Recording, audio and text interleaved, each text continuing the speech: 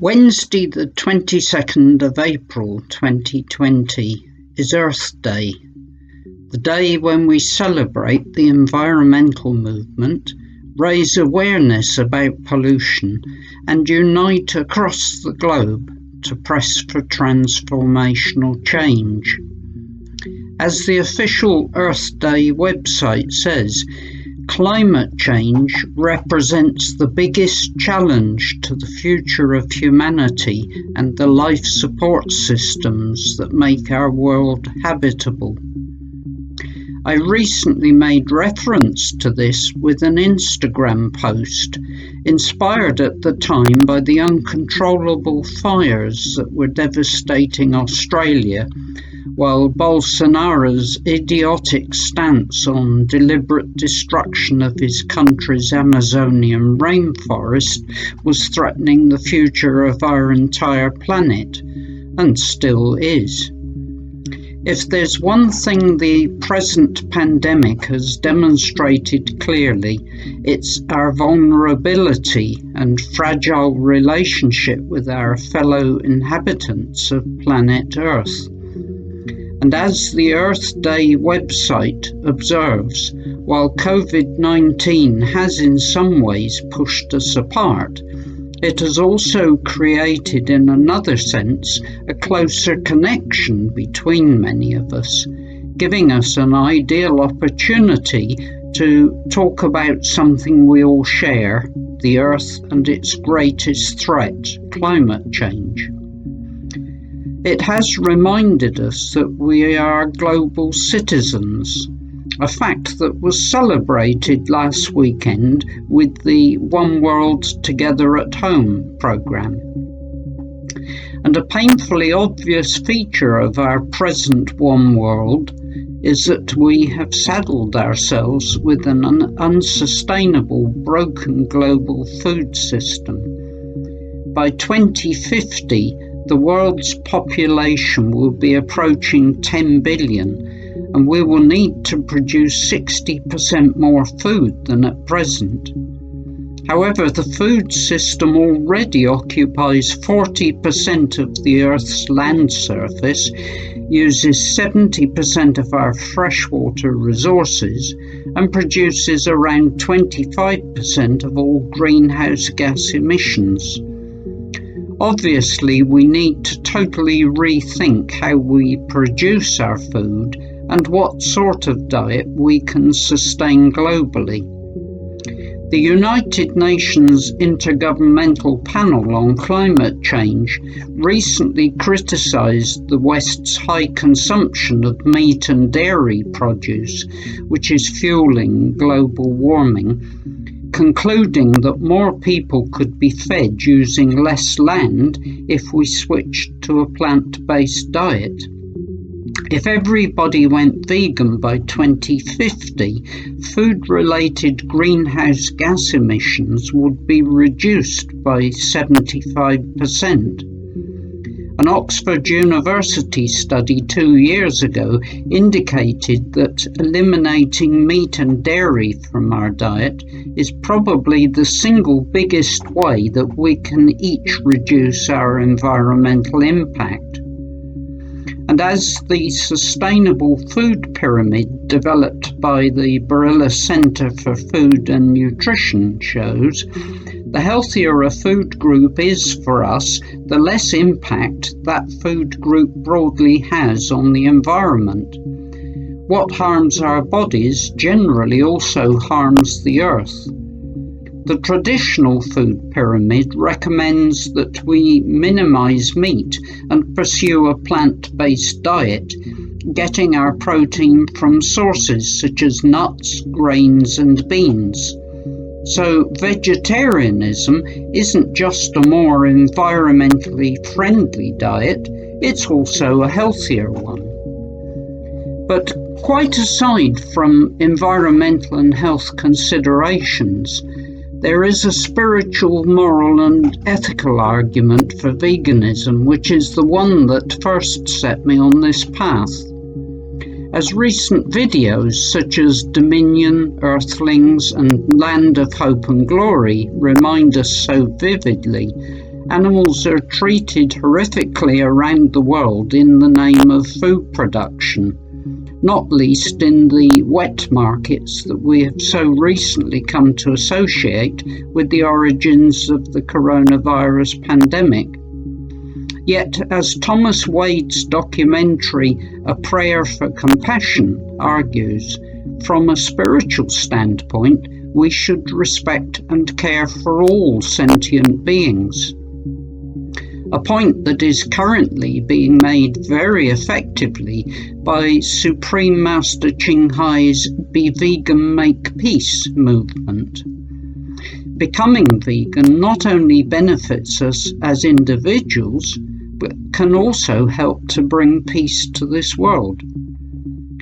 The Supreme Master is working tirelessly to spread the vegan message and has created a weekly global prayer and meditation session to advance this worthwhile cause. Watch this short video from her and consider joining thousands of others worldwide each Sunday.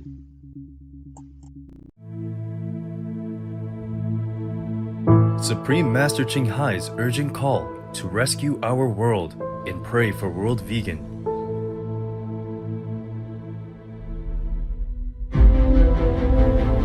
I don't want to mince my word anymore. Our time is short now. Our world is in truly imminent emergency.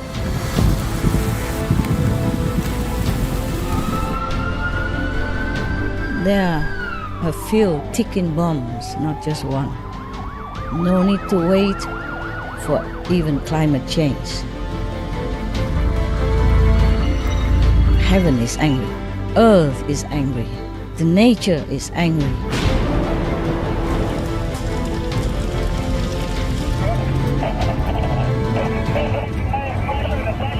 Waiting for us to return to our original loving, kind nature as God intended us to have.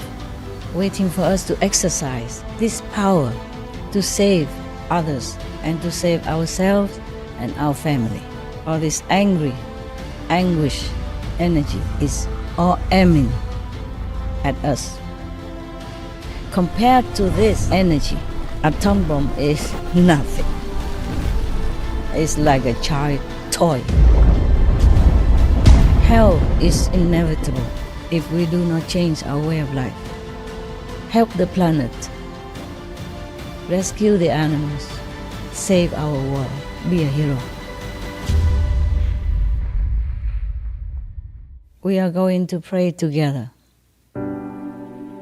If you believe in justice, even if you can't be vegan at this point, just pray to be soon. Pray for World Vegan. Join us, please, to meditate every Sunday, 9 o'clock in the evening, Hong Kong time.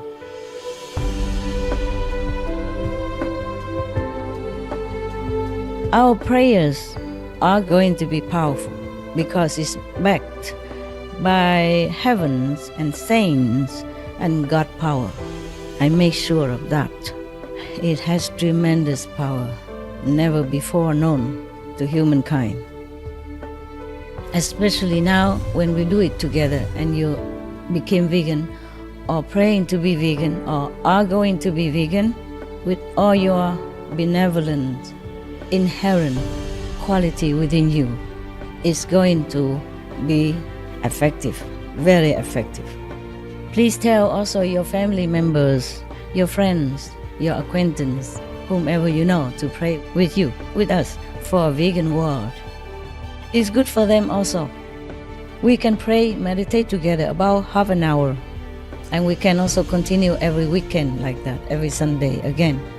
We do this, apart from everything else that we do, until the World Vegan is here. We will not stop.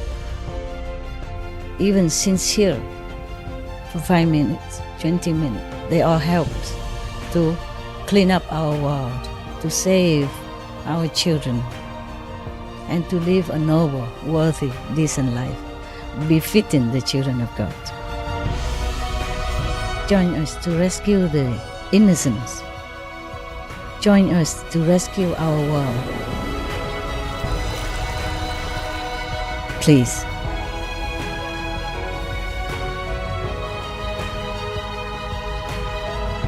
May God bless you forever, multifold, in this life and the next.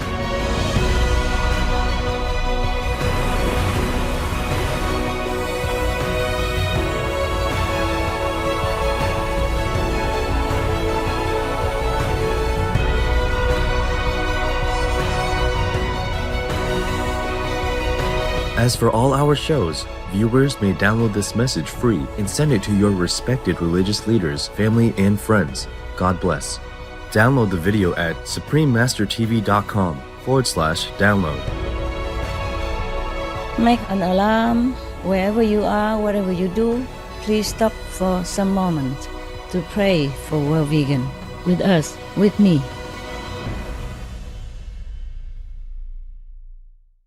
The other 3 recent special messages. Supreme Master Ching Hai's urgent message to all animal meat business and livestock factory owners, also fishing, egg, milk, fur, lab test, cosmetics, and leather industries, as well as Supreme Master Ching Hai's urgent message to all religious and spiritual leaders, and Supreme Master Ching Hai's urgent message to all world leaders and governments can also be downloaded free at suprememastertv.com/download. So much for the reasons behind becoming vegan. But if we're to shift the world towards veganism, we all need to play our own small part in the food system. The origin of the word economy is the Greek oikonomia. Apologies if my pronunciation's not perfect. Literally meaning household management. This was the idea that every household should be responsible for managing its own survival, producing as much as possible of its own food and disposing of its waste responsibly. We need to revisit this in the 21st century, and there are encouraging signs that this may be starting to happen. One crop that almost anyone can produce, even if they're living in a high-rise apartment, is mushrooms. The US company Smallhold recently began marketing a range of mushroom growing units that make urban food production a practical possibility in the smallest of spaces. But this level of sophistication isn't essential for getting started in the business of growing shrooms. With an absolute minimum of supplies, it is possible to be producing one's own tasty, nutritious crop within a very short time, as many people are now discovering during the pandemic lockdown. Interestingly, mushroom root systems, mycelia, are now even promising to provide an alternative to plastics for use in packaging, for example. This kind of technology is an exciting development that complements nicely the adoption of a more eco-friendly diet. Of course, food waste is a big concern these days, and even those of us with modest outdoor spaces can recycle our food scraps by producing our own compost, providing a ready source of nutrient for growing our own fruit and veg.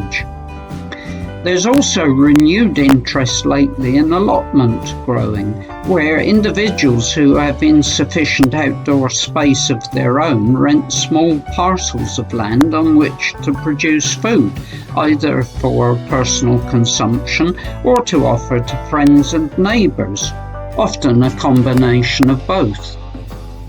And although social distancing is currently restricting our ability to indulge in community sharing networks, the long-term prospect for this kind of communal approach to the food system is very encouraging.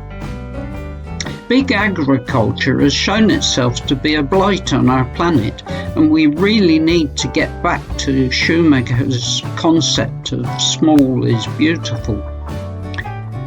One current trend that is a step in that direction is the slow food movement, a positive reaction to the unhealthy modern-day appetite for fast food and the frightening advance of monoculture. The movement deplores the globalization and industrialization of food that has resulted in the standardizing of taste and is destroying so many food flavors and varieties.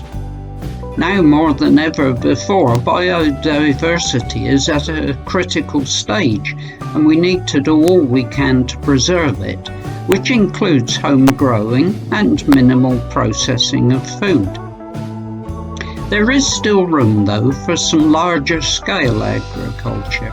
A very welcome development is vertical farming, which is bringing the production of food into our cities and urban environments, making fresh food readily available with minimal transport requirements.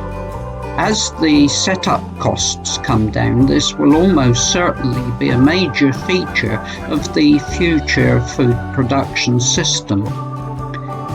Regardless, though, of how we approach the subject of what we eat and how we produce it, on this Earth Day 2020, we vegans need more than ever to stand up for our precious planet and its complex ecosystem, both vocally and in terms of practical action. Veganism is no longer just a personal dietary choice, but a change that our planet is crying out for. We need to stick our heads above the parapets and shout loudly that we are vegans for the Earth. The time for quiet evolutionary change is long past, and only a firm, vociferous commitment will save the Earth for future generations. Let's be proud of our compassionate stance and fly the flag for all to see. Vegans for the Earth.